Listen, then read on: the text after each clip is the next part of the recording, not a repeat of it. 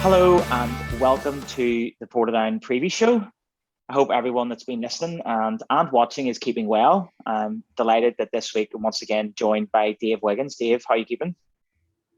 Doing very, very well. And I apologize that I didn't make it onto the pod last week. Do you want to know the real reason why I didn't come on? Do you see all them Coleraine boys? I can't understand what they're talking about. So I just thought it would be easier to stay off and leave you to it.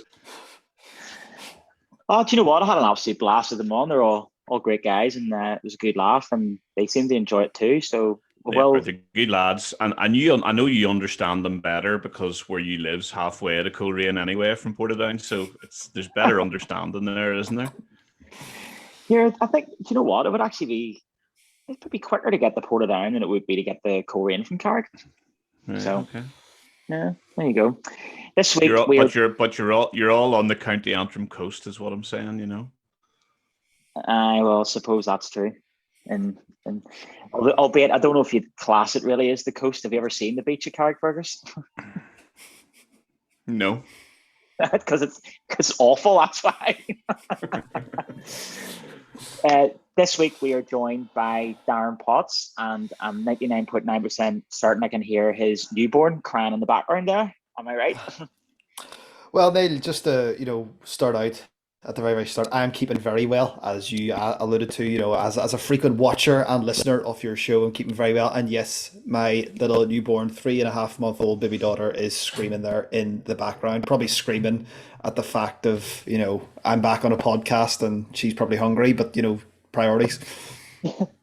Exactly. It's good to see you've got them ironed out. Right, we'll get straight into it here because let's be honest, the last sort of few weeks of Portadown have been pretty frantic. Dave, last week you weren't on the show, but we've already touched on the whole Lee bonus saga. It's sort of been put to bed now.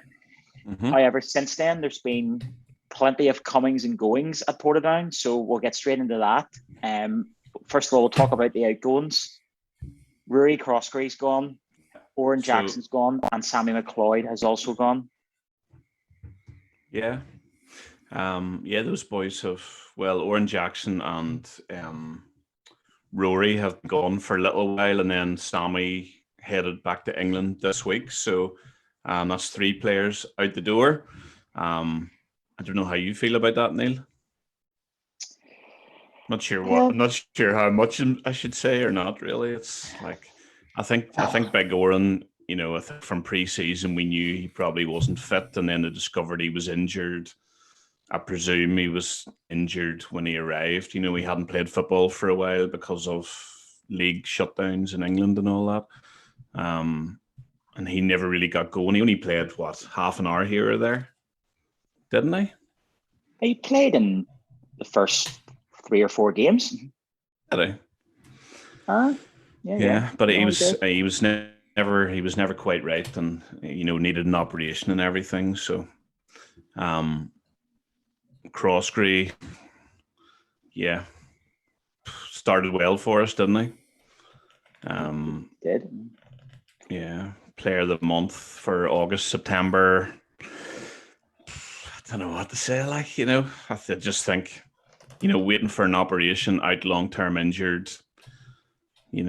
Getting paid by a football club, you make your choices, and he made his, and he's no longer a Portadown player. And Sammy McLeod, he's away at home, personal stuff going on. I really don't know what's going on. It's probably none of our business, but I think he's probably over the last couple of weeks, maybe. I don't know. It's awkward to talk about those players who are going out. I think if Sammy was holding his hands up, maybe he hasn't been involved in games as much in the last couple of weeks as he had in a couple of months before that. Is that the way you see it, Neil? Again, it's one of them things where you don't really know what's happened. I don't really know, any of us know the full ins and outs. So it's disappointing that he's went away, because I think there was the flashes there of brilliance, and it's just sort of disappointing that he's away now, because he did look good. But listen, it's done and dusted now. We just move on, and move on is exactly what we've done, because we've brought new boys in. So we've got I think I just I was just going to say, I just wonder, like, obviously Sammy was on the bench on Saturday, you know, and we played quite well and got a draw. So I don't know if that's part of that process as well. I don't know. But anyway, those three guys are away. And like you're about to say, we've brought in 5 new players. Who Yeah. are they? So the other week we already talked about Howard Beverland and Jack Smith and Jamal Dupree. But then we've also brought in Matty Lusty's came in on loan as part of the deal for Lee Bonus. And then we've signed Joyce Doherty as well, who made his debut at the weekend there against Coleraine, but we'll get onto the Coleraine game soon. Yeah, I thought, I don't know a lot about some of those players, obviously, as well. So we're just, obviously, Doherty started on Saturday. Did fine. Young Lusty came on, maybe just, 5 or 10 minutes to go, was it? 10 minutes, maybe. So didn't have a whole lot of chance to get involved in the game. But I saw in Belfast Live or something today that a couple of English teams are kind of circling around Matthew Lusty and showing a bit of interest. So I think he's a Northern Ireland international under 19 or whatever. So obviously scouts have been watching him and there's a player there, you know. Yeah. Right, we'll get straight into it then. Coleraine then on Saturday, and we've got a 0-0 draw. I think Portadown have struggled defensively this season, in my opinion. They've brought in Howard Beverland. Potts ain't going to bring you in here because you know Howard quite well. You've also watched him at Crusaders. What do you make of Howard signing for Portadown? I think it's a brilliant signing. I think he's a great player. He was loved at Seaview. It was quite frustrating for quite a lot of supporters when he left. He was loved at the club. He was well liked, well respected. He was a very good defender. At the time, he was probably one of our better defenders who was let go. It was quite strange, but away he went and life goes on. But he went down to Ballyclare there, and I know he really enjoyed himself at Ballyclare. You know, I know Howard personally. He's a brilliant fella. He enjoyed himself at Ballyclare. I think he got a bit of love back for the game after probably quite a frustrating season for him up at Coleraine, where he didn't really play maybe as much as he would have liked. And then once Portadown came calling in January, with Ballyclare, you know, being on amateur contracts and stuff, I think it made sense. You know, go and play at the top level. Portadown are a massive club in the Irish League.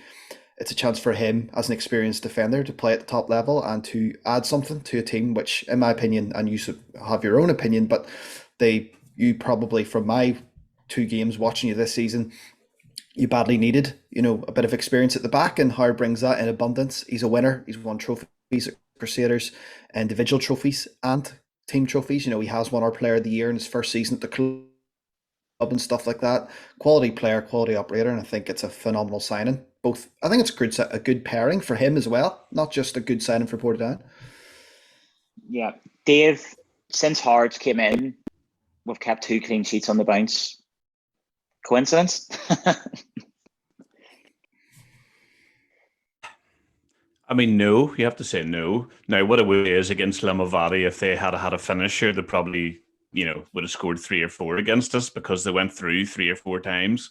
However, yes, it's great to hear Potsy talking about him there because it's all those things. He seems like a nice guy. He's fit. He's a bit older. He's a battler. You know, he wants to win, and you know I imagine his attitude will be he's going to do everything he possibly can to make sure Portadown stays in the top division. Because if he does, then he can go on and enjoy playing his football for Portadown for a couple of seasons and or longer, of course. And if he can be part of helping us climb the table a little bit and become a more established team in this league, you know, we go in cup runs eventually and have opportunities to be possibly in cup finals and things. So, whereas maybe a team in the top half of the league wouldn't sign him currently, you know, we've given the opportunity, and rightly so, because he's a good player, but he can continue his Irish League career playing for a decent team with a good fan base, you know, and hopefully enjoy himself. Because I think when you get to his age, what is he, 31, 32, something like that? 31. Yeah. You know, if you were 31 or 32 and you weren't enjoying your football, you could easily just slip away and go and play for your local team or whatever. But if you're enjoying it and you can keep your fitness, and there's no reason why you can't play in this division for another 3, 4, 5 years or longer. But it probably comes down to, are you enjoying it and are you having a good time? And I think he is, which is nice to see. Great signing, yeah, great signing. From any person that I've spoke to, and I've seen hard play plenty of times over the years, against Portadown and all, not one person has a bad word to say about him.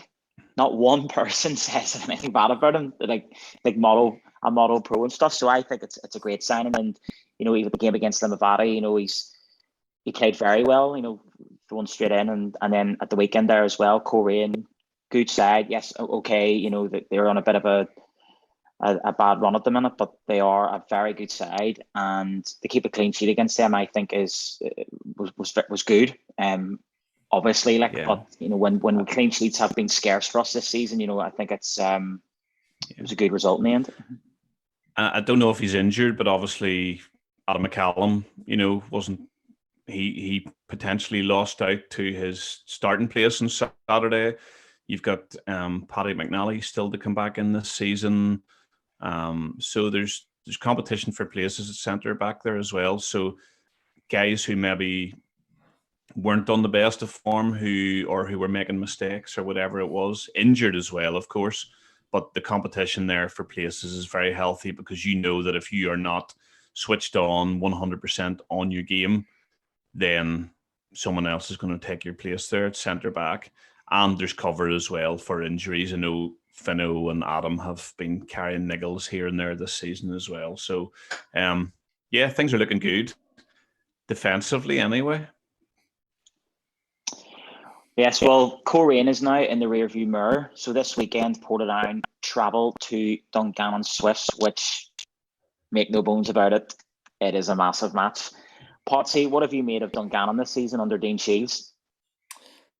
Obviously, I think he's really went in the summer anyway and really kind of put his stamp on the team, and got rid of players that he maybe thought weren't ready for his style of play and brought in young players that maybe are. They are a very good attacking outlet. They play a lot of good attacking football. I think it's going to be interesting because you've had 2 clean sheets in the bounce. One of the things I didn't really mention about Howard that probably should have is he's a warrior.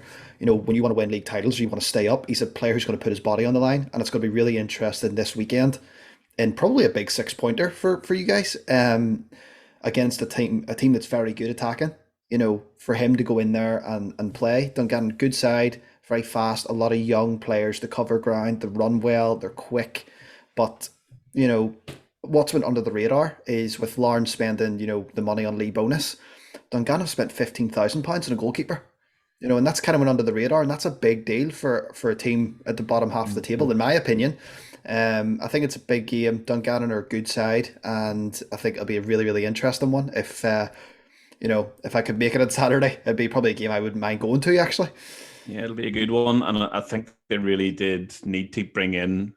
They really needed to solve the goalkeeping thing at Dungannon, and they spent money on Decky Dunn there, who was a Portadown for a little while. He was starting quite a lot of games for Cliftonville there the first part of the season, wasn't he? So I suppose they had to spend that money to get a relatively decent Irish League goalkeeper in there to steady that. It's massive on Saturday. Like, it really is massive. It's the battle of the burger vans. Yeah, Billy's my number one. But I don't think he listens to this, so don't worry about it. You can say whatever you want. No, here Do you know the best burger I've had this season was at Ballymena Showgrounds, and he told me they were from a butcher's shop in Ballymoney, and they were class, I have to say. Right, okay, but a lot of people would say that the Dungannon burger van or the Portadown one is the best in the league. Yeah, a lot of people say that. So yeah, there we go. But if only that could keep us out of the playoff place. Listen, we were gonna make you play against the second team in the championship, but because your burgers are so good, it's all fine. You can stay in the league. No, it's massive on Saturday. I think we need to have a good crowd up there. We need to be patient. We need to encourage your younger players. If someone makes one bad pass and you're an old fella, there's no point in shouting negative abuse at a young lad, because the head will go down and the shoulders will drop. And we need players who are full of confidence, full of good self-esteem, head up, shoulders back, who are working really hard to get us 3 points on Saturday. I do not want to finish the season in a playoff position, and the sooner that we can start clawing points back against Dungannon and Carrick as well, really. We need to be doing that soon. And I know that Tippy and the coaches and the players are doing everything they can to make that happen. And hopefully on Saturday at Dungannon, even a draw, while it would be all right, I think we need 3 points. We need to start picking up more points than scraping draws, And Dungannon are the team above us. They're the target, and we have to try and get past them. And we've got the players to do it, and we have the ability there. We just need to make sure on the day that everybody is switched on, there's no mistakes, and that everybody's focused on the 3 points. And Dungannon will be doing exactly the same. It's their home match, but, it's 11 players against 11 players, and I think it's a good opportunity for us. And I'd be very disappointed if we didn't come home without a result. Yeah. Potsy, you're saying there about them signing Dackie Dunn. They've also signed Gary Breen as well, also ex-Portadown. So again, he's an experienced player as well. So, sort of similar to Portadown in the sense, Dungannon have a very young team, and they've brought in an experienced centre back there as well. So that'll no doubt help them. They've signed a lad there this evening as well. He was at Derry. He was across the water, wasn't he? I'm just trying to find. He was at Swansea and Derry. What's he called? Mark Walsh. He's a winger.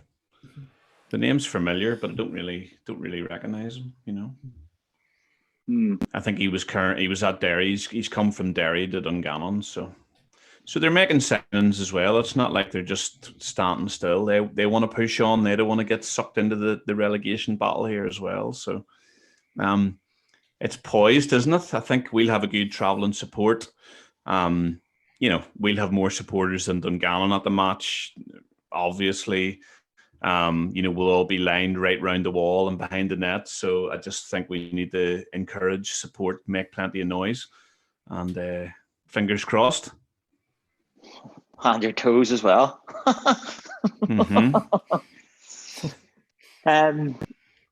Yeah, listen, I would implore every Portadown fan, get yourselves to Stanmore Park on Saturday, because the team need your support right now more than anything, because this is a massive game on Saturday. I cannot emphasize that enough. And listen, I'm always positive going into games and stuff, and hope, fingers crossed, and toes, that Portadown can go and get a result on Saturday here, because it is a big game, like we said, and it's the first of 2 fixtures that we'll be playing over the next week, but we'll get into the second one very soon. But before we get into that, we're just going to talk in general.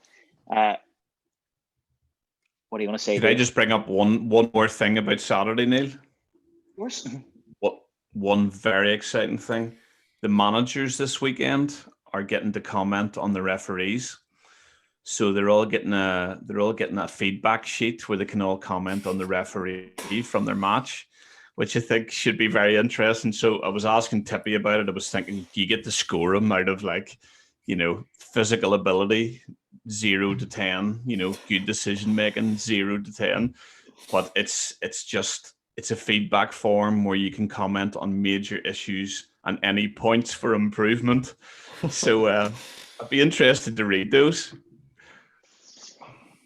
Yeah, it would indeed. I imagine they handed them feedback forms out to the fans as well at all the grounds.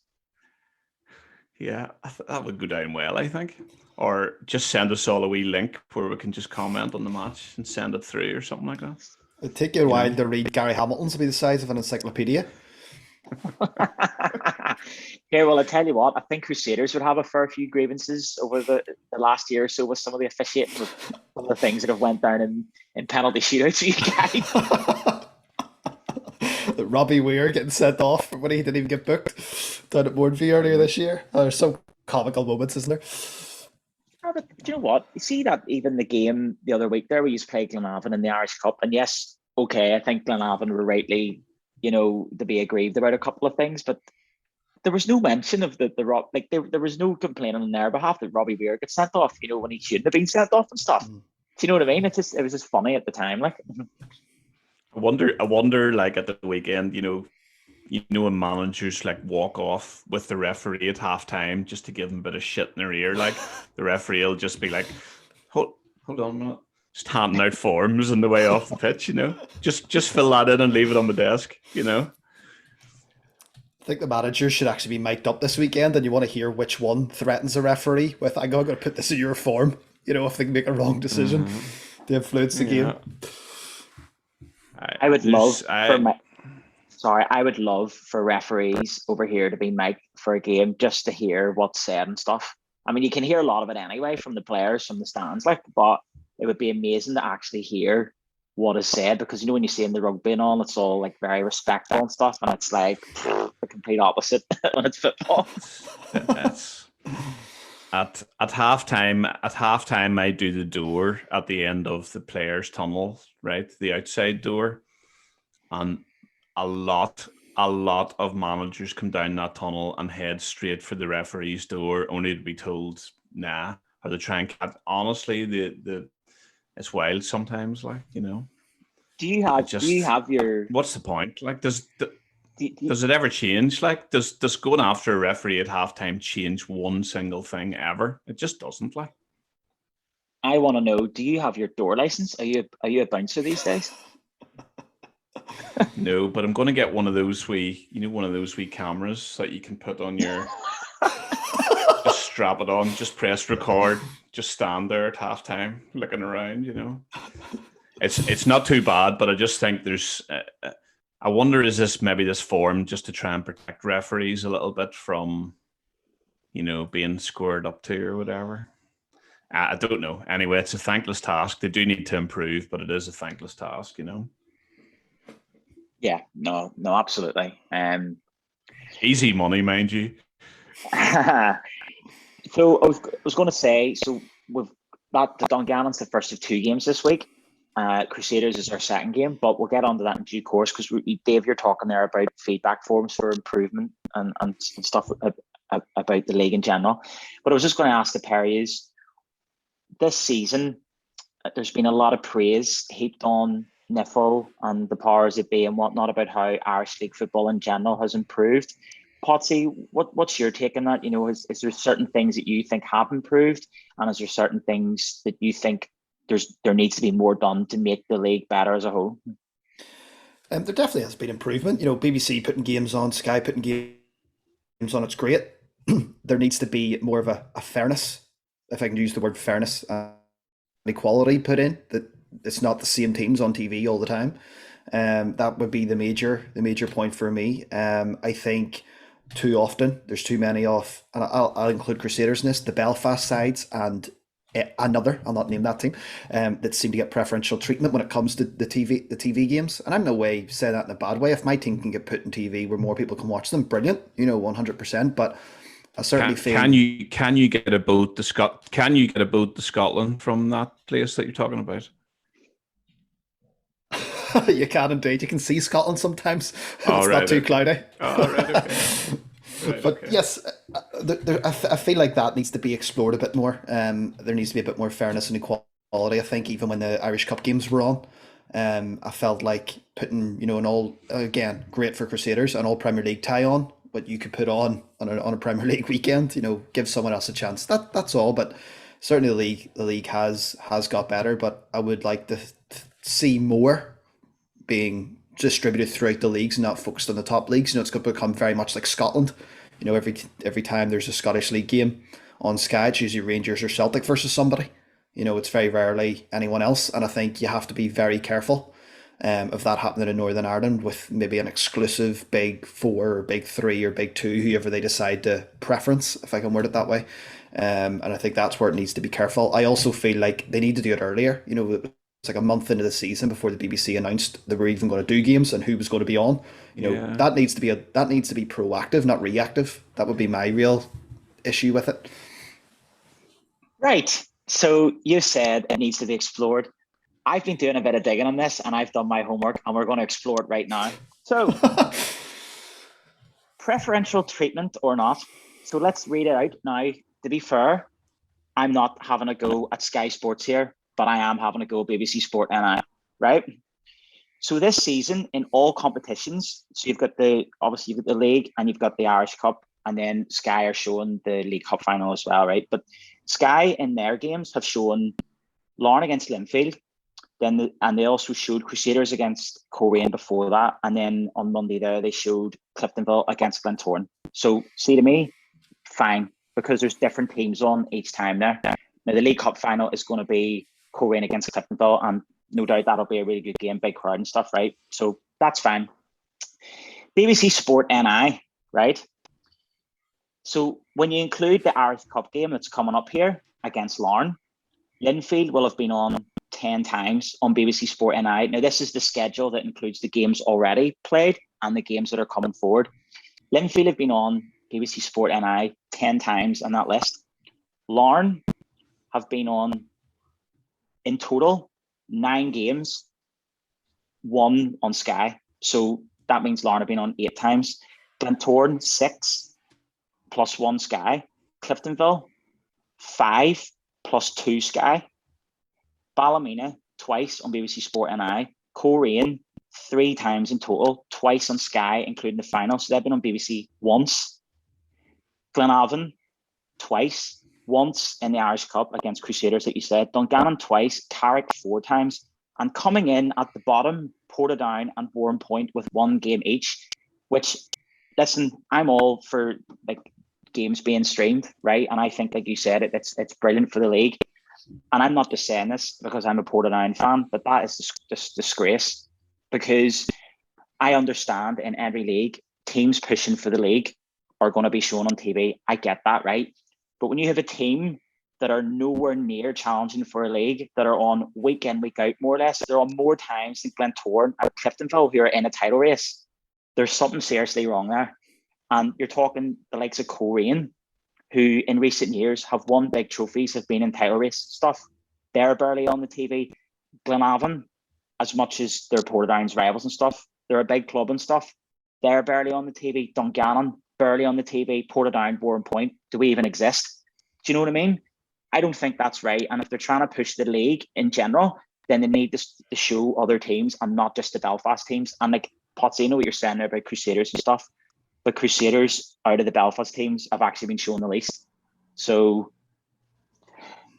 I don't think it's fair. You want to push the league or Irish League football in general, you need to give exposure to all the teams. Like, why not? Why? What's wrong with Warrenpoint being on the TV? You know, because give them the chance. You know, it gives them the opportunity to give themselves a bit of exposure. Maybe do initiatives where they can get more school kids in. It looks good for the TV. You know, stuff like that, and it should be the same for everybody. But it's really not. Let me play devil's advocate, can I? Saying I'm not as in this hard, right? Is there something there about a crowd and a stadium that suits the TV cameras, for example, right? So Seaview, great, you know, the camera can, where the camera is, it can show the 3 sides then, right? The crowd, all decent crowd if it's a TV match, nice and compact. Larne, to be fair to them, they've got 3 sides with seats. The stadium looks nice with a 3G pitch. They've got good lights, all of that stuff, right? Is there something to be said there that if Niffle want to show the league in its best light, then the TV cameras at Warrenpoint against Dungannon at Warrenpoint wouldn't look pretty on TV? But at the same time, Warrenpoint were on last season against Linfield at Milltown and stuff. So that's clearly not an issue. Okay. Do you know what I mean? Yeah. And like Coleraine, Colerane's a nice wee ground. Mournview Park is often touted as the best ground in the league. Do you know what I mean? Mournview Park was on the TV more in the Irish Cup than Glenavon were on. See, for me, that's fundamentally wrong. If you want to push the league, then all teams should be given fair whack of the TV. Now, don't get me wrong. I can understand that the teams at the top are going to be shown more often. I get that, right? But there is a complete like divide there. Like there's no balance at all. And for me, that's wrong. I think you just have to, you just Sorry, have to call it. It is a Belfast bias. It's basically a Belfast bias. It's the job that I do, but it's a Belfast bias plus Larne's added into it now, right? It's very obvious. Larne's added into it now. They've invested money in their ground. You know, it's seen as an exciting project, so therefore the TV cameras are around. It's the same in my job, and we had a team meeting today, and they were asking how do you feel valued and how do you feel about it? And I keep coming back to it. Everything is Belfast biased because it's easier for TV cameras to get there. It's where there's more money. It's where there's more crowd. It's where there's better stadia. And that can be applied to a lot of things outside football as well, you know, when it comes to infrastructure or everything. And it's just not right. And I was playing devil's advocate, but I fully agree. The BBC and Sky need to get out and about to other stadiums, you know. Shamrock Park is a nice place to watch football from. Mornview Park is a great wee stadium. You know, Dungannon's fine for a TV match as well. So, like Potsy, what you said, it's, you know, are we just focusing on the top two, the top three teams in the league? Or are we actually going to, you know, show the broader game? Because it's not just people from Northern Ireland tuning into these matches, sure. It's not as people in the UK, and I'm sure people can tap into it from further afield as well. So if you do want to promote the overall league and improve the standards over, then you have to widen that out. Although I will say NIFL have come out to say that the League Cup final, the prices for Windsor Park are going to be £10 for adults and £5 for kids. So they have to be applauded for that. Of course. I know there's a bit of controversy because the finals on a Sunday and all that, but at least they're taking steps to make sure that Windsor Park is full that day. But that doesn't detract away from getting the TV cameras out and round, you know. But I don't even. But then the thing with the TV one... cameras, I don't think that's. Surely it's not the NIFL don't decide that. Surely it's the BBC higher ups will say, "I will want that game on" or whatever. Do you know what I mean? Don't know. I think from talking to Gilmore, I remember talking to Gilmore in the past. Neil, you know, Paul Gilmore, mutual friend of ours. I think Sky have the pick of games on certain weekends. Whatever weekends they've negotiated with NIFL to come and do the football, they have the pick of which game they want to do that weekend. It's usually moved to the Monday. So I don't know how it works for BBC, but from as far as I know, and this was from a conversation years ago, that was how I thought Sky, you know, dealt with it. But one of the points I made earlier was I think the league's very reactive rather than proactive. NIFL, the BBC Sport, etc. Your game on Saturday against Dungannon, how big it is. If I was the BBC, I'd say, look, can we get, even if it's a skeleton crew, can we get that on the stream and move it to 5:30? Because this is a massive, massive game for both these clubs. You know, that's where I think NIFL and BBC Sport and I need to be a little bit more proactive. And I think that's one of the issues too. Yeah, but that's the thing. There's got to be, like, if this was over in England, right, I know obviously it's far more advanced and stuff, and there's obviously better infrastructure and stuff, but it's the same principle applies. If in the league, say it's like 17th against 18th, that's going to be on TV. Whereas over here, it's just like, it's not Linfield or Larne or whatever, so we'll not bother showing it. And then that leads me on to another thing about the TV thing, actually. So for the second round here, the Irish Cup, you've got Larne Linfield on the TV again. But people have seen that already. Why not show, like, what about Port Stewart, for example? You know, they've got like a once in a lifetime match, you know, against Ballymena United. So why not put that on the TV? You know, something different. You know, they always say the match. It's more interesting, isn't it? In the English TV, you love seeing lower league teams on TV for FA Cup weekends, don't you? They're brilliant to watch, like, especially if they're playing against a team a division or two above them. But this is the thing. Like, I listen to Seaman Says, and I know you do as well, Potsy.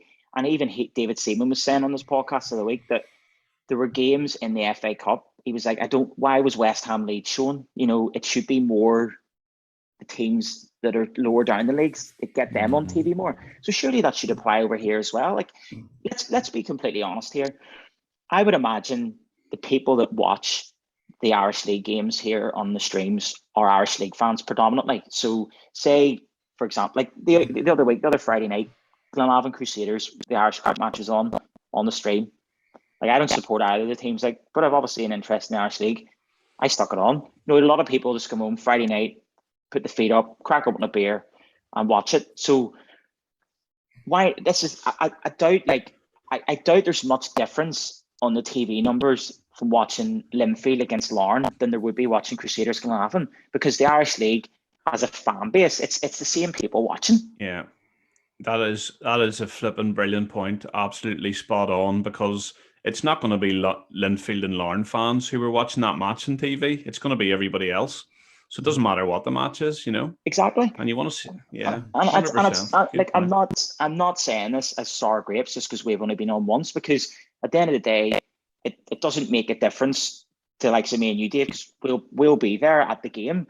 But for the other clubs and other people watching, it'll be like, oh, Shamrock Park's a nice ground, or maybe if Warren Point you're on, they'll be like, oh, Milltown or Glenavon, Mourneview Park, and I just think it's just not right. In my opinion, like, you want to raise the caliber of the league, then give everybody a fair whack. And I'm not asking for like those teams to be on every week, but like, come on, like, at least mix it up.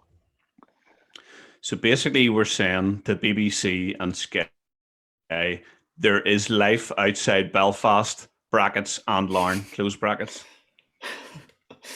Yeah, but to be fair, like I said, Sky have showed different teams each game. They have.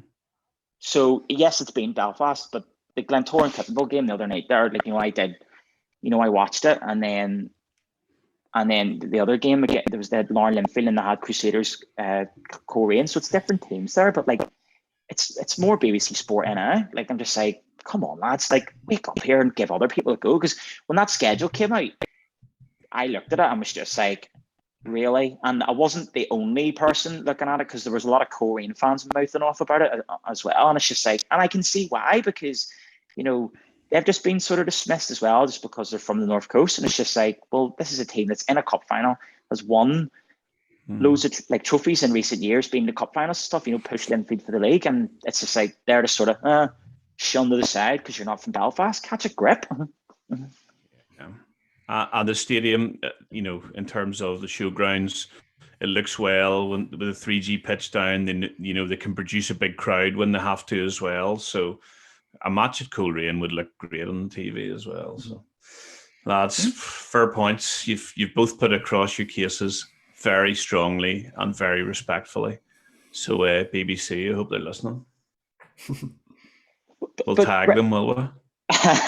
But the thing is, when the split comes, right, there's obviously a title race at the minute, and it's Linfield and Glentoran, and Cliftonville are still in there with a shout, right?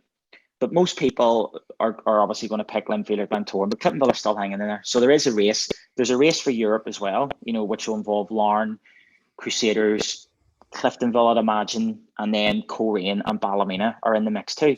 Then you've got Glenavon are sort of in nothing limbo land, so to speak, because they're not really pushing for Europe and they're not in the relegation scrap. But then you get to the relegation, and like, the games across the water and stuff can be really compelling TV, when there's so much riding on it. And like, you're talking in this, say post split, are they going to focus more on where the league's going or who's getting Europe, or are they going to go right post split, Warren Point or playing Dungannon, or Portadown are playing Carrick or whatever? Are these games going to be on the TV? I very much doubt it. Do you know what I mean? And in honesty, from a viewing perspective, Potts, when the split does happen. There. So I was just gonna just say, like, from a viewer's perspective, say for talk's sake, Crusaders are playing Larne and we're 4th and 5th, and there's three games to go, and then down the bottom, Portadown are playing Dungannon, and you could be a point behind them or a point above them or level with them, whatever. I'd rather watch, as a neutral, I'm trying to be neutral, I'd rather watch Portadown and Dungannon because there's something on the line than Crusaders and Larne, just because they're two of the so-called bigger sides. I just think from a viewing perspective, as you mentioned, that when there's something on the line, I think that makes the difference. Absolutely. I was just going to say, in the back of your head somewhere, are Crusaders still in the title race? If they win their game in hand, they're right up there with Cliftonville, aren't they? And we're saying Cliftonville are in it. So Dave, this is what we were going to get into eventually. But you've already teed him up. I was going to lead into that. Do you know what? We'll go into it now then. We'll go into it now, right? So next week on Tuesday night, Portadown host Crusaders at Shamrock Park, right? Potsy, like Dave says, give your thoughts on Crusaders season thus far, and where do you think they should be, or are you happy enough with what's going on so far? I used the phrase a lot last time I was on the podcast, and when I listened back, I kind of cringed to use it that much, but I'm going to use it again. Carried away. Early in the season, people get carried away, and we're in a run with, unbeaten in 6. Haven't conceded, or maybe I think it's more than 6. We haven't conceded in 6. We're a couple of points behind Cliftonville. Winner game at hand. If we can win Friday, and I know it's a big if, you're talking about if, buts, and maybes, we're quietly just going about our business, and no one's talking about us. And people in the media are giving us a lower ranking of a season so far than teams we're above, who should be in a title race. I'm not naming names there, but that's the facts. Matter of factly, we're going about our business and we're okay. If we, as Dave, you mentioned game at hand, and I'd rather have points on the board than a game at hand, but such is life. When you have a game at hand and it's a home game, I have to fancy your chances. A verified journalist this week made a comment that Crusaders, could get or should get steamrolled on Friday at home to Glentoran. Why should we get steamrolled by Glentoran on Friday? They've beat us once there in 11 years. It was with a free kick that Tuffy probably should have saved. I think it's just pure research. That's pure research, isn't it? Yeah, we're, like I said, we're unbeaten in a load of games now. We haven't conceded in 6. I'm not saying we're favourites against Glentoran on Friday, but I'm not worried about Friday. I'm going into the game excited, eager to see what happens, believing that we can win the game. I'm not, and I think I'm happy enough with where our season is. There's a Baxter out brigade, and I think a few of them are sitting with egg on their face. There's a I'm not coming back to Seaview because Josh Robinson is playing, and I think they're sitting with egg on their face. He's been a phenomenal signing. Stephen has got it right, and let's just see what happens. I think, like I said, people get carried away. I'm happy enough with our season so far. A little bit of inconsistency, but we all expected, Crusaders not to be right up there in terms of the title challenge this season, in my opinion. So the fact that we are 4th and with a shout of catching 3rd in the next couple of weeks, I'm okay with it. Brilliant. And to be fair, with some of your long-term established winners probably not playing as often as they have in the last 10 years, so yeah, there's been transition there, but I think it almost looks like you've come through the transition and have a rightly settled, very strong starting 11 anyway, and you're right, nobody's talking about Crusaders, and it was only when I looked at the table there earlier on, it was flip if Crusaders actually, I think you're like 7 or 8 points ahead of Coleraine, for example, and everybody's Coleraine. But you're right up in there, like I said, we're saying that. I think it'll be between Linfield and Glentoran who's going to win the league, right? 2 full-time professional teams, but Crusaders are punching away there, and like you said, just going about their business. I actually, I hate playing Crusaders. Can we just say that, home or away? It's just, if Linfield or Larne or Coleraine come to Shamrock Park, you can happily say we'll probably get a point. But when Crusaders come, very, very difficult to even get a point, You usually do okay against us at Shamrock in recent years anyway. You did a couple of draws last year, and then even the league seasons that we won the league and stuff, you always had a good record at Shamrock. I'm okay. Out of the 4, I don't know with Glentoran in that 4, out of the next 4 games, I'm worried about Portadown away more than I am worried about Glentoran and Seaview. Fair enough. Listen, and at home. We're at home. Listen, anything can happen really, but yeah. Can I just say, so Potsy was referring to a ratings of the season so far in the Sunday World, because I saw it and took the photograph of it and sent it to him, and I could just see the steam coming out of his ears. It's like, so basically what Potsy's alluding to, I'll say it because you're obviously not going to, is Crusaders are quietly going about their business, and to me they're doing well at the minute. But their season was rated a 3 stars out of 5 so far, but the club that was behind them in the league, who is Larne, were given a 4-star. Now, this was before they won the Countdown Shield as well. So I think this is why Potsy's nose is a bit put out of joint, because, like you said, how does that work? Where a team that should be challenging for a league is nowhere near it, and they get a 4-star rating, and a team that apparently is rubbish. There's this perception the Crusaders are hopeless, and I don't know why, that they get a 3 stars, but they're actually above them. Words fail me. I don't know. I don't get it. Would be very accurate, Neil. There was steam coming out my ears, and I sort of laughed at it. And you have to kind of take it as opinion. Sometimes we read stuff from journalists, and sometimes if you read something from a journalist and it's a statement of fact, or okay, fair enough, Lee Bonus has joined Larne. Okay, that's a factual statement.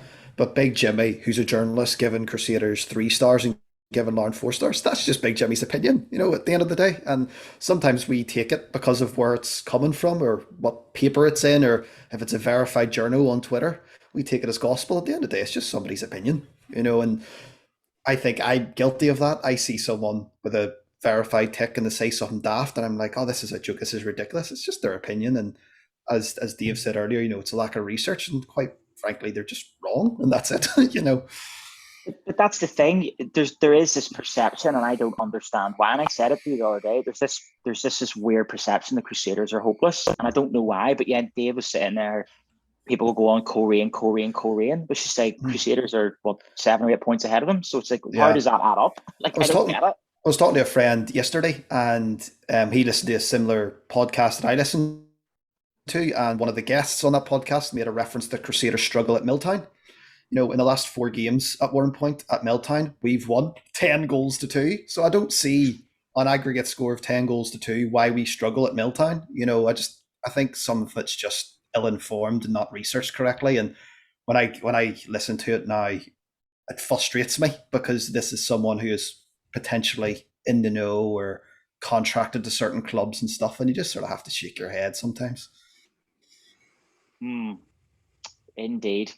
Well, Potsy, what's the score going to be on Tuesday when Portadown play Crusaders then? At least Potsy did do his research, and he knows it's going to be a draw then.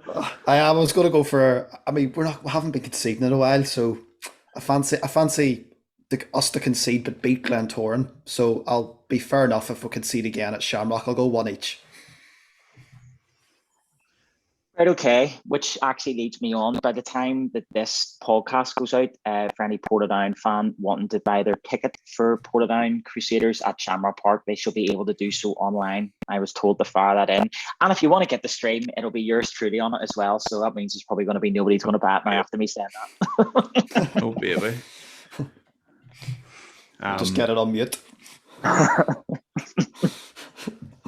Yeah. You looking forward to it? I noticed... just going back to Saturday, the Dungannon match, I did notice that any under 12s are free into Stangmore Park on Saturday. So if that encourages any more adults to go down the road and bring their kids, definitely do that. Tuesday night, listen, I just love getting out. So I love going to Shamrock Park. I'd love to be able to say win, lose or draw. We have a good experience. We celebrated a draw against Coleraine at home on Saturday like it was a victory, to be fair. I would obviously be delighted with a point against Crusaders, and I think it'll be tough. I think we have some goals in us currently, but maybe not a whole lot. But at some stage here, Adam Sally's going to go on a goal-scoring run for about 10 games in a row. So why not start this Saturday and go from there? If it's a draw, I could see it being a 0-0 draw, though. And I would be more than happy with that. I'm enjoying 0-0 draws at the minute. Funny you say there about Adam Sally going on a 10-goal run, and it'd be good if it started this Saturday. It should have started last Saturday, Adam, because I put you in the fantasy team and you didn't score for me. Can you take him back out? Listen, it's me. You're allowed 2 players from each team, and you know me, I have 2 from Portadown, and I never taken them out. So I put your keeper on the bench and went with Ronan Ferguson in that, much to my frustration. Hmm. What are we going to say there, Dave? Who are you on commentary for the Crusaders match? Yeah, I am. Yeah. Who's on with you? Do you know? Good question. It's not been sorted yet, like, so that would be funny. That would be funny indeed. Get him on. Yeah, I honestly don't know at the minute. But it was funny there, even for the game against Limavady. I jumped on the comms with Mark, and it was good crack doing that as well. But Yeah, I watched it at home actually. I watched it at home. Yeah, it was good. He brought really? 3 or 4 different people on, and that worked really well. Yeah. So You were the best, obviously, but thank you. No, but I was just going to say, because usually doing the streams before, it's been doing the sort of the play by play, so to speak. But then that time it was just sort of like you're the co-com, so you could just sort of speak a bit more freely, and it was good fun. Like, so, yeah, there you go. Right, I think we'll wrap it up here, folks. Potsy, thank you for coming on once again, and I hope you're very miserable this time next week. I'll allow you to beat Glentoran, of course, and that'll be good for everyone concerned. But hopefully Portland can get a result against you next Tuesday. Well, thanks for having me on once again, Neil. Hopefully you get a win at Dungannon and have a hangover on Tuesday. That would be ideal. Here, I would say if we do get a win against Dungannon, for a few boys will have a hangover by Tuesday stuff. Dave, thank you very much, and I've no doubt I shall see you on Saturday. And listen, folks, before you go, don't forget to like and subscribe to the We Are Ports TV YouTube channel, and you can also find us on Apple Podcasts, Anchor, and Spotify as well. Live long and prosper. Goodbye. No way. We're not leaving it in that. No way. Come on, the Ports. Come on, the Ports.